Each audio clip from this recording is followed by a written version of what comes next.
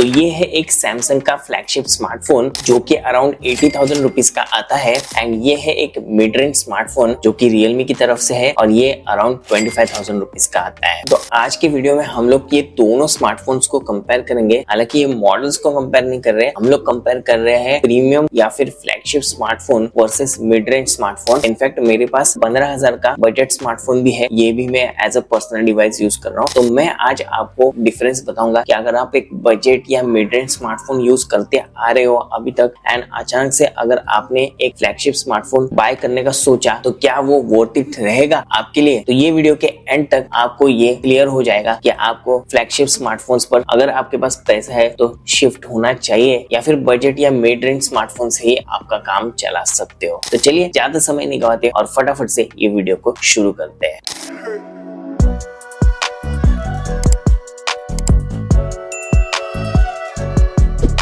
तो ये वीडियो को हम लोग ने अलग अलग पॉइंट्स यानी कि चैप्टर्स में डिवाइड किया है ताकि आप आपका नेक्स्ट स्मार्टफोन बाइंग डिसीजन अच्छे से बना सको। देखो, वीडियो शुरू करने से पहले ही आपको बता दूं कि मेरा भी ये फ्लैगशिप स्मार्टफोन यूज करने का फर्स्ट टाइम एक्सपीरियंस है। फर्स्ट टाइम ही मैंने ये फ्लैगशिप स्मार्टफोन बाय किया हुआ है। वैसे आपको बता दूं ये सैमसंग गैलेक्सी S23 स्मार्टफोन है जो कि 2 साल पहले आया है, क्योंकि अभी S25 सीरीज आया है तो 24 और ये 23 सीरीज है। तो 2 साल पहले ये लॉन्च हुआ था और इसका प्राइस अराउंड 80,000 रुपीज था, बट अभी आपको ये सस्ते में मिलता है। हालांकि बहुत लिमिटेड मिलता है, सब जगह आउट ऑफ स्टॉक हो गया है। बट मैंने ये 256 GB वेरिएंट बाय किया था तो मेरे को अराउंड 41-42,000 के आसपास पड़ा, जो कि मैंने इस जनवरी को ही बाय किया था, मतलब जैन 2025 में, जो कि रिपब्लिक डे ऑफर था तभी। तो मोस्ट प्रोबेबली मैं इसका एक इन डेप्थ रिव्यू भी लेके आऊंगा अगले महीने या एंड ऑफ दिस मंथ, क्योंकि इसके अंदर अभी One UI 7 एंड Android 15 भी आना बाकी है। वो अपडेट एक बार आ जाएगा तो उसके ऊपर हम लोग डिटेल में बात कर सकते हैं। बट आज के वीडियो में मिड रेंज या budget smartphone versus flagship smartphone के बारे में बात करेंगे, तो उसको फटाफट से शुरू करते हैं। वैसे आपको बता दूं, अगर आप S24 या S25 भी लेने की सोच रहे हैं या फिर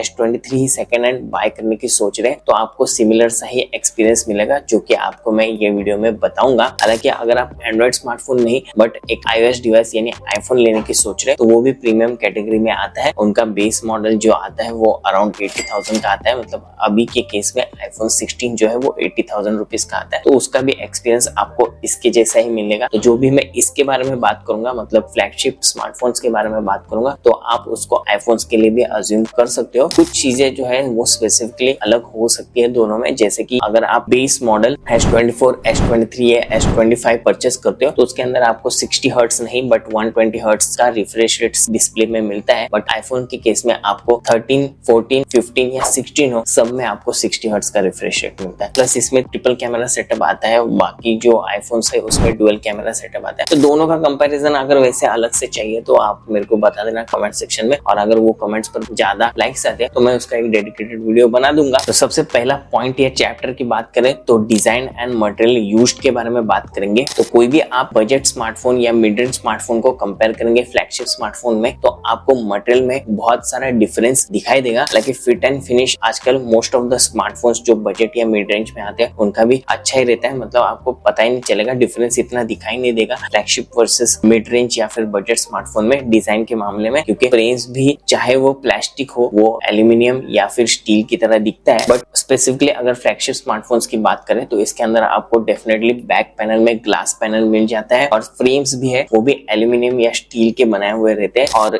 in case of Samsung ultra series अभी 24 सीरीज से आपको टाइटेनियम फ्रेम भी मिल रहा है। अगर टाइटेनियम फ्रेम की बात करें तो वो काफी लाइट वेट होता है और स्टडी होता है, बट उसका प्राइस भी फिर बढ़ जाता है। बट हाँ, डेफिनेटली मटेरियल क्वालिटी आपको बेटर मिलेगा फ्लैगशिप स्मार्टफोन में एज कम्पेयर टू बजट या मिड रेंज स्मार्टफोन। बट उसका रिस्क भी रहता है क्योंकि ग्लास पैनल रहता है तो गिरता है तो ग्लास जल्दी ब्रेक होता है एज कम्पेयर टू पॉलीकार्बोनेट या एल्यूमिनियम या स्टील। तो यहाँ पे अगर आप बजट स्मार्टफोन की बात करें या मिड रेंज स्मार्टफोन की बात करें तो यहाँ पे फ्रेम में भी प्लास्टिक या पॉलीकार्बोनेट रहता है, बैक पैनल भी वैसा ही रहता है। But in case of flagship flagship smartphone आपको फ्रेम में टाइटेनियम, स्टील, एल्यूमिनियम मिल जाता है और बैक में आपको ग्लास बैक मिल जाता है, तो उससे वेट भी थोड़ा सा बढ़ जाता है, बट वो एक प्रीमियमनेस आपको मिल जाता है। तो अब आप देखिए आपका क्या प्रेफरेंस है, आपको कौन सा बेटर लगता है, उस हिसाब से आप सिलेक्ट कर सकते हो। बट इन माय ओपिनियन दोनों अपनी अपनी जगह सही है। अगर आप प्राइस ज्यादा पे कर रहे हो तो उसका आपको डिजाइन में वो लोग बेनिफिट्स दे रहे हैं, मतलब फ्रेम अच्छे क्वालिटी का, अच्छे मटेरियल का यूज कर रहे हैं, बैक पैनल भी अच्छे मटेरियल का यूज कर रहे हैं। बट मेरे हिसाब से अगर पॉलीकार्बोनेट भी रहेगा और अच्छा उसको डिजाइन किया रहेगा जैसे अभी budget and mid range smartphone में देते हैं, तो वो भी कोई इश्यू नहीं है। सेकंड पॉइंट की तरफ बढ़ते हैं तो दोनों के हार्डवेयर के बारे में बात करेंगे, तो यहाँ पे मेजर डिफरेंस होता है और इसके अगले वाले पॉइंट में भी हम लोग जो बात करेंगे वहाँ पे मेजर डिफरेंस रहेगा जो कि सॉफ्टवेयर के डिपार्टमेंट में। तो पहले हार्डवेयर के बारे में बात करते हैं, तो यहाँ पे जो फ्लैगशिप स्मार्टफोन जो है वहाँ पे आपको बेटर प्रोसेसर मिलता है, most probably latest and greatest flagship processors मिलते हैं। और अगर सैमसंग की स्पेसिफिकली बात करें तो वो लोग ट्यूनिंग या ऑप्टिमाइजेशन फॉर गैलेक्सी भी करते हैं, मतलब अगर क्वालकॉम का स्नैपड्रैगन प्रोसेसर यूज होता है तो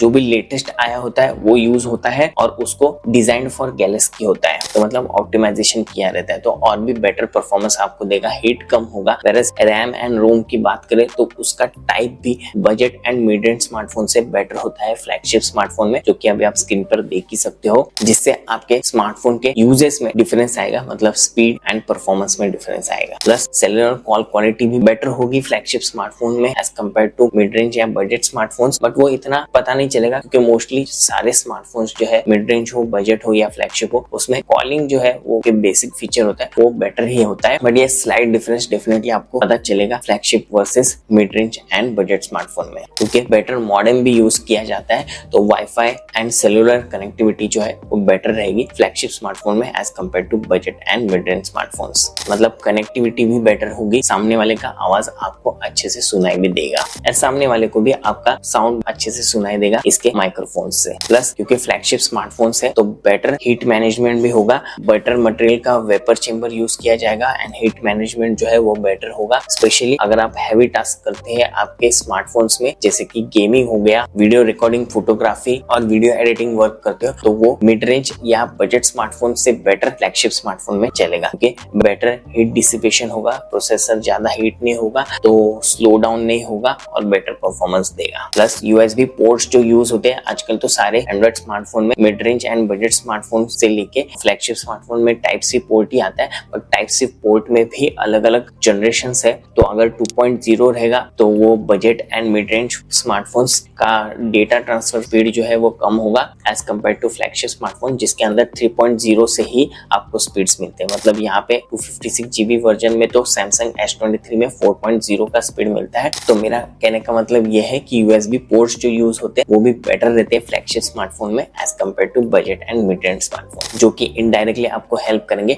बेटर डेटा ट्रांसफर स्पीड्स के लिए। अभी नेक्स्ट पॉइंट की तरफ बढ़ते हैं, जो कि मैंने आपको बताया सॉफ्टवेयर के बारे में, तो सॉफ्टवेयर में भी काफी डिफरेंस आता है। Generally budget and mid range smartphone जो रहते हैं उसके सॉफ्टवेयर में काफी सारे ग्लिचेस या ब्लोटवेयर एप्स एंड एड्स दिखाई देते हैं, वेरएज फ्लैगशिप स्मार्टफोन्स में आपको वैसा कुछ दिखाई नहीं देता है। Budget and mid range smartphone ऐसे इसलिए करते हैं क्योंकि कंपनी सस्ते में स्मार्टफोन बेच रहे हैं, तो वो लोग टाई अप करते हैं ये ऐप मैन्युफैक्चरर्स के साथ में या फिर एड्स वालों के साथ में, ताकि वहां से वो रेवेन्यू जनरेट कर सके। But in this case already पैसे ज्यादा लिए रहते हैं, तो यहाँ पे आपको एड्स या फिर ब्लोटवेयर एप्स इन मोस्ट 99.9% नहीं दिखाई देते। प्लस फ्लैगशिप स्मार्टफोन में आपको लेटेस्ट ओएस दिखाई देगा, और अभी तो मोस्ट फ्लैगशिप स्मार्टफोन में ज्यादा अपडेट्स भी दिखाई देते हैं, मतलब सिक्योरिटी एंड ओएस अपडेट जो है वो आपको अप टू 7 इयर्स के दिखाई दे रहे हैं, mid range and budget smartphone में 1 से 3 इयर्स का आपको OS and security patch update मिलता है, जो कि budget and mid range segment के हिसाब से ठीक ठाक है। बट अगर ज्यादा इयर्स का अपडेट आपको मिल रहा है, मतलब जब तक आपका स्मार्टफोन चल रहा है आप चेंज नहीं कर रहे, तब तक अगर आपको security patch and OS update मिलते रहेंगे तो आपका स्मार्टफोन जो है वो सेफ एंड सिक्योर रहेगा डेटा ब्रीच से, जो कि बेटर होगा लॉन्ग टर्म यूजेस के लिए एंड आपके फोन के परफॉर्मेंस के लिए, क्योंकि कोई भी बग्स या इश्यूज आएगा तो वो अपडेट से रिजॉल्व हो सकता है। वैसे मुझे पता है कि अपडेट से ये कंपनीज अपने स्मार्टफोन्स को स्लो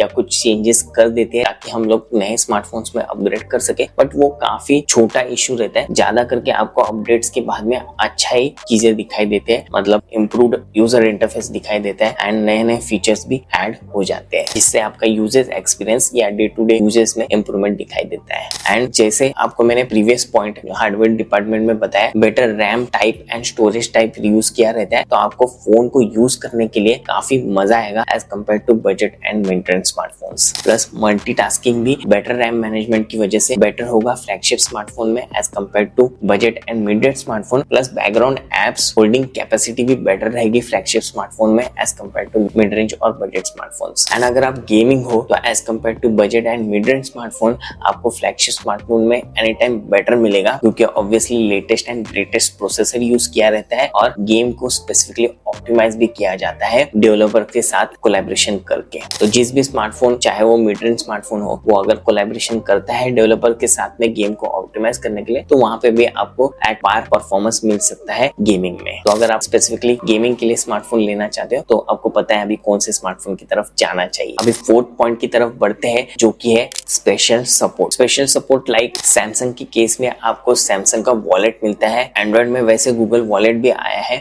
बट उसके अंदर इतने अच्छे फीचर्स नहीं है जो सैमसंग वॉलेट में आपको मिलते हैं, जिसके आप डेबिट कार्ड क्रेडिट कार्ड आपका सैमसंग वॉलेट में ही ऐड करके रख सकते हो। तो आपको एडिशनली क्रेडिट कार्ड जो है वो लेके जाना नहीं पड़ेगा। टैप एंड पे का ऑप्शन आपको मिल जाता है, सिर्फ स्मार्टफोन को टैप कर सकते हो पॉइंट ऑफ सेल मशीन्स पर, और ये इंडिया में भी चल जाता है। वेयरएज एप्पल में जो एप्पल पे बोलते हैं तो वो इंडिया में नहीं चलता है। प्लस एंड्रॉइड में ऐसा कुछ सिस्टम ही नहीं है डायरेक्ट टैप एंड पे करने का। हालांकि अभी थर्ड पार्टी एप्स जैसे पेटीएम एंड फोन पे भी इसको ट्राई कर रहे हैं, बट यहाँ पे सैमसंग बहुत टाइम से कर रहे हैं और काफी सिक्योर भी है, तो वो काफी बेटर भी चलता है। प्लस आपको एनएफसी सपोर्ट भी मिल जाता है, जो कि मिड रेंज स्मार्टफोन में भी अभी आ गया है, बट फ्लैगशिप स्मार्टफोन्स में तो डेफिनेटली आपको मिलेगा, जो कि आपको टैप एंड पे जैसे फीचर्स या फिर ब्लूटूथ डिवाइसेस को इंस्टेंटली कनेक्ट करने के लिए हेल्प होगा। तो आपको बार बार वो टॉगल स्विच को ऑन ऑफ करने की जरूरत नहीं, या सेटिंग में जाके ऑन ऑफ करने की जरूरत नहीं, सिर्फ टैप कर सकते हो आप और पेमेंट या फिर ब्लूटूथ डिवाइसेस को कनेक्ट कर सकते हो। प्लस सैमसंग जैसे फ्लैगशिप स्मार्टफोन्स में आपको एडिशनल सिक्योरिटी लेयर भी मिलता है, जैसे कि नॉक्स सिक्योरिटी। अभी नॉक्स सिक्योरिटी के बारे में डिटेल में आपको वीडियो चाहिए तो आप कमेंट्स कर देना। कमेंट में अगर ज्यादा लाइक आते हैं तो मैं अलग से वीडियो बना दूंगा। बाकी आप सर्च भी करके देख सकते हो कि नॉक्स सिक्योरिटी क्या होता है। हालांकि मोटरोला डिवाइसेस में और कुछ मोटरोला का सिक्योर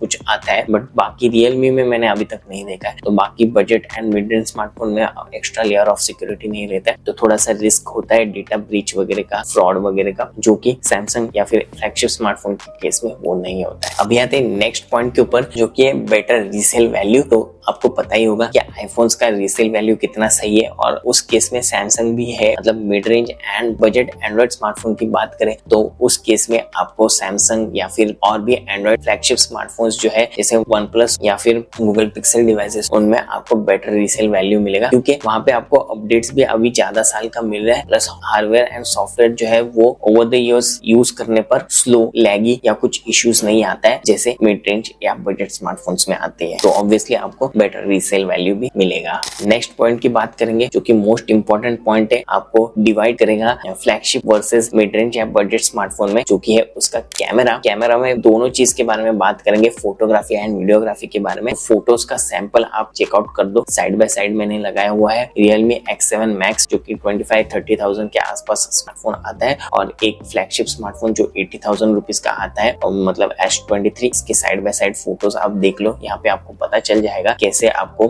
कलर्स दिखाई देते हैं, शार्पनेस कैसा है, एक्सपोजर एंड लाइटिंग कैसा है, वो सारा चीज आपको पता चल जाएगा। प्लस स्पेसिफिकली मैं वीडियो डिपार्टमेंट के बारे में बात करूंगा, तो अगर आप देखोगे तो फ्लैगशिप स्मार्टफोन के वीडियो जो है वो बेटर आते हैं विद बेटर स्टेबलाइजेशन। हालांकि आप मिड रेंज स्मार्टफोन में स्टेबलाइजेशन का ऑप्शन भी रहेगा तो भी बेटर आएंगे, बट उसमें दो प्रॉब्लम्स मोस्टली आप फेस कर सकते हो, क्योंकि है एक्सपोजर कंट्रोल और सेकंड है फोकस कंट्रोल। तो अगर आप फ्लैगशिप स्मार्टफोन से वीडियो लेते हो तो एक्सपोजर एंड फोकस कंट्रोल जो है वो ज्यादा मैनेज्ड रहता है, मतलब काफी स्मूथ दिखता है। मतलब अगर आप मिड रेंज या बजट स्मार्टफोन के वीडियो को देखो, वहां पे एक्सपोजर अचानक से डार्क या ब्राइट होते रहेगा सेट करने के बाद में भी, एंड फोकस जो है वो हमेशा हंट करते रहेगा, मतलब उसका लेंस ही वैसे हंट करते रहता है। बट अगर फ्लैगशिप स्मार्टफोन्स की बात करें तो उसमें ऐसा कुछ भी नहीं आता है। आप देख सकते हो ये फुटेज में जो वीडियो है साइड बाय साइड में ले रहा हूँ, बट यहाँ पे फोकस एंड एक्सपोजर आप डिफरेंस देख लो, बजट या मिड रेंज स्मार्टफोन में कैसे हो रहा है और फ्लैगशिप स्मार्टफोन में, मतलब मेरे सैमसंग सैमसंग के गैलेक्सी S23 में वो दिखाई नहीं दे रहा है। तो ये मेजर डिफरेंस है। अगर आपको बेटर वीडियोग्राफी या फोटो चाहिए तो आपको डेफिनेटली फ्लैगशिप स्मार्टफोन पर शिफ्ट होना ही पड़ेगा। और क्योंकि मैं एक टेक यूट्यूबर हूँ और टेक रिलेटेड इन्फॉर्मेशन हमेशा मैं रिसर्च करते रहता हूँ, तो उसमें तो मेरे को पहले ही पता चल गया था। और जब मैंने पर्सनली एक फ्लैगशिप स्मार्टफोन यूज किया तो सामने सामने एक्सपीरियंस भी किया, जो कि अभी आपने देखा भी। तो ये है huge difference in the camera segment of both the smartphones, budget या मिड रेंज वर्सेस फ्लैगशिप। बाकी हर एक स्मार्टफोन में अलग अलग कैमरा लेंस आते हैं, जैसे कि यहाँ पे ट्रिपल कैमरा लेंस है आईफोन्स में। जो बजट वाले आते हैं उसमें डुअल लेंसेज दिखाई देते हैं। तो उसके बारे में तो ये वीडियो में मैं बात नहीं करूंगा, क्योंकि ये स्पेसिफिकली ये स्मार्टफोन के बारे में नहीं है, फ्लैगशिप वर्सेस बजट या मिड रेंज स्मार्टफोन के बारे में। तो अगर उसके ऊपर भी अलग से आपको वीडियो चाहिए तो आप कमेंट सेक्शन में बता देना। अगर उस पर ज्यादा से ज्यादा लाइक्स आते हैं तो मैं उसका भी अलग से एक डेडिकेटेड वीडियो बना सकता हूँ। चलिए बढ़ते हैं नेक्स्ट पॉइंट के ऊपर, जो कि है डिस्प्ले। तो डिस्प्ले देखो अलग अलग कंपनीज अलग अलग देती है, बट बजट या मिड रेंज स्मार्टफोन में कभी कभी आपको एलईडी की जगह एलसीडी डिस्प्लेस भी मिलते हैं, प्लस लोअर स्पेक्स के साथ में भी आते हैं। जैसे कि in the case of iPhones, उनके बजट जो स्मार्टफोन्स है, मतलब जो बेस वेरिएंट्स 13 हो, 14 हो, 15 या 16 हो, उसमें आपको 60 हर्ट्ज रिफ्रेश रेट वाला डिस्प्ले मिलता है। वेरस वही सेम प्राइस में आपको सैमसंग 120 हर्ट्ज का रिफ्रेश रेट वाला डिस्प्ले देता है। तो इन माय ओपिनियन 2025 चल रहा है, आजकल 60 हर्ट्ज रिफ्रेश रेट वाला डिस्प्ले यूज करने के लिए इतना बढ़िया नहीं लगता। तो एटलीस्ट 90 हर्ट्ज तो रिफ्रेश रेट वाला डिस्प्ले होना चाहिए, और 120 होगा तो बेटर है। एंड यस आई नो कि अगर डिस्प्ले का रिफ्रेश रेट ज्यादा होगा तो बैटरी लाइफ अफेक्ट करता है, but generally budget and mid range smartphone में आपको बेटर बैटरीज भी मिलती है। मतलब अगर आप ये सैमसंग का S23 देखो तो इसमें इतनी कैपेसिटी की बैटरी है, जो कि बजट एंड मिड रेंज में आपको 5000 6000 mAh की बैटरीज मिलती है। तो आपको इतना कुछ इश्यू नहीं आना चाहिए अगर आप 120 हर्ट्ज रिफ्रेश रेट वाला डिस्प्ले देते हो तो भी। बाकी in the case of Samsung, तो यहाँ पे आपको सैमसंग ही डिस्प्लेस बनाता है, बेटर डिस्प्लेस बनाता है और आईफोन्स को भी देता है। तो उसमें कोई डाउट नहीं कि अगर आप सैमसंग का फ्लैगशिप स्मार्टफोन ले रहे हो तो उसका S AMOLED डिस्प्ले जो आता है वो काफी वाइब्रेंट एंड विविड रहता है। तो डिस्प्ले क्वालिटी में आपको कोई भी इश्यू नहीं आएगा और डेफिनेटली बेटर लगेगा एज कम्पेयर टू बजट और मिड रेंज स्मार्टफोन्स। अभी आते हैं नेक्स्ट पॉइंट के ऊपर, जो कि है माइक्रोफोन क्वालिटी। तो जनरली स्मार्टफोन्स के माइक्रोफोन क्वालिटी जो है वो बेटर होती है। मतलब आप अगर वॉइस रिकॉर्डिंग भी करते हो और उसके लिए ऐसे माइक के अलावा आपके स्मार्टफोन के माइक से भी रिकॉर्डिंग करोगे तो भी आपको बेटर क्वालिटी मिलने वाला है। और स्मार्टफोन का बेसिक काम तो वही होना चाहिए, मतलब आपका ईयरपीस और माइक्रोफोन अच्छा होना चाहिए तो ही वो स्मार्टफोन बेटर होगा। बाकी दूसरे फीचर्स तो लग्जरी या एंटरटेनमेंट वाले फीचर्स है, तो इसकी वजह से माइक्रोफोन सारे स्मार्टफोन्स में बेटर ही होते हैं। बट अगर फ्लैगशिप को कंपेयर करेंगे mid range and budget smartphone से तो आपको डेफिनेटली स्लाइटली डिफरेंस दिखाई देगा। एंड अभी तो और भी एडवांस हो गया है माइक्रोफोन। मतलब अभी S25 सीरीज में बात करें तो आपको माइक्रोफोन में AI नॉइज रिडक्शन जैसे ऑप्शंस भी आते हैं। मतलब आप स्पेसिफिकली कंटेंट क्रिएटर हो और बाहर जाके कहीं पे शूट करते हो तो आप बैकग्राउंड नॉइज भी सिर्फ 1 क्लिक से ये AI टूल को यूज करके निकाल सकते हो, जो कि in the case of mid range या बजट स्मार्टफोन नहीं हो सकता। But yes I know third party apps भी ऐसे बहुत सारे फ्री एप्स है, इसमें आप ऑडियो डालते हो और बैकग्राउंड रिमूव करते हो तो उसमें हो जाता है। बट यहाँ पे आपको डायरेक्ट इंटीग्रेटेड इनबिल्ड मिलेगा, तो आप इमीडिएटली उसको एडिट करके अपलोड कर सकते हो। तो आपका वहाँ पे टाइम जो है उसका बचत होगा। तो definitely call quality, microphone quality वो फ्लैगशिप में स्लाइटली बेटर रहेगा मिड रेंज या बजट स्मार्टफोन से। Next and second last point की बात करें तो हम लोग ने इस प्रीवियस पॉइंट में AI के बारे में डिस्कस किया, तो यहाँ पे अभी AI के बारे में बात करेंगे। AI जो है वो फ्लैगशिप स्मार्टफोन में बहुत fast, smooth and better perform करेगा, क्योंकि फ्लैगशिप स्मार्टफोन के प्रोसेसर्स NPU चिप का यूज किया जा रहा है, जो कि budget and mid range smartphones के प्रोसेसर्स में नहीं यूज किया जाता, क्योंकि उसके लिए अगेन कॉस्ट बढ़ जाएगा। तो फिर वो बजट कैटेगरी में या मिड रेंज कैटेगरी में आपको स्मार्टफोन नहीं दे सकते। तो वो क्लाउड कंप्यूटिंग का यूज करते हैं AI फंक्शनैलिटी को एनेबल करने के लिए, जिससे जब भी आप AI टूल्स को यूज करोगे उसका रिस्पॉन्स जर्की, लेट या इतना बढ़िया नहीं मिलेगा as compare to flagship smartphone, क्योंकि फ्लैगशिप स्मार्टफोन में ऑन डिवाइस AI टास्क को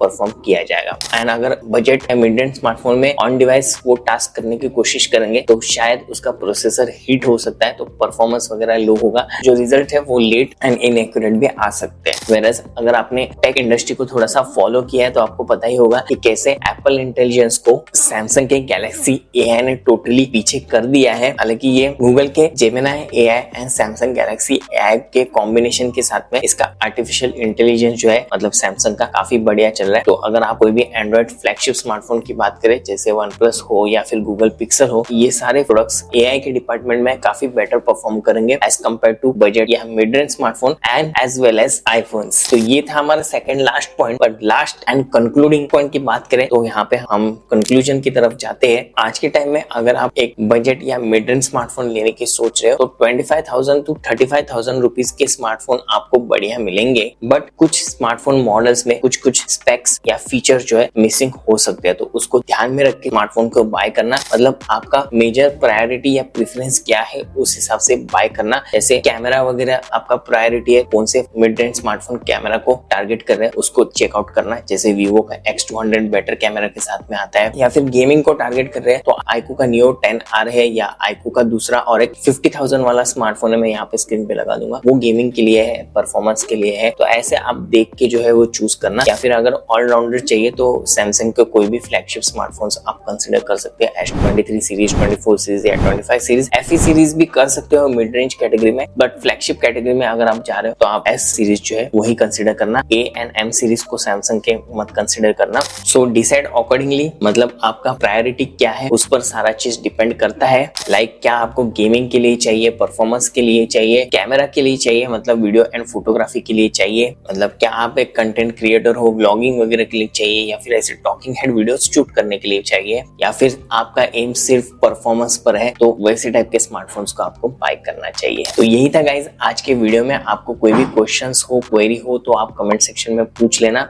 मैंने आपको मेरे ओपिनियन में एंड मेरे यूजर्स के हिसाब से सारा चीज बता दिया कि क्यों आपको mid range and budget smartphone को अवॉइड करना चाहिए और फ्लैगशिप स्मार्टफोन्स को लेना चाहिए। बट अगर आपका बजट फ्लैगशिप स्मार्टफोन्स तक नहीं जाता तो आप डेफिनेटली एक मिड रेंज स्मार्टफोन जो कि 25 to 35,000 रुपीज है वो बाय कर सकते हो। बट प्रायोरिटी चेकआउट करना कि आपको किस चीज के लिए स्मार्टफोन चाहिए, उस हिसाब से वो मॉडल आप परचेस कर सकते हो।